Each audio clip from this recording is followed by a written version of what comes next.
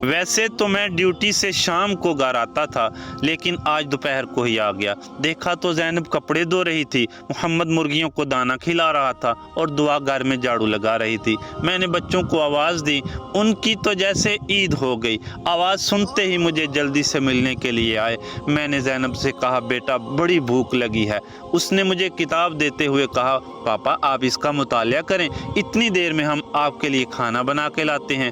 ज़ैनब ने आटा गूंदना शुरू किया। मोहम्मद धनिया और पुदीना लेने चला गया। दुआ बर्तन धोने लगी। मैं किताब में ये हदीस पढ़ रहा था, वक़ुर्रतु ऐनी फ़िस्सलाह, कि नमाज हमारे हजूर की आंखों की ठंडक है। मैंने नमाज शुरू कर दी। उधर ज़ैनब रोटियां पका रही थी, मोहम्मद चटनी कूट रहा था, दुआ सलाद बना रही थी। मैंने सलाम फेरा और दुआ मांगी, या अल्लाह हम सब की औलाद को वालिदैन की आंखों की ठंडक बना दे। इतनी देर में बच्चे खाना लेके आए। हमने बिस्मिल्लाह पढ़ी और खाना शुरू किया।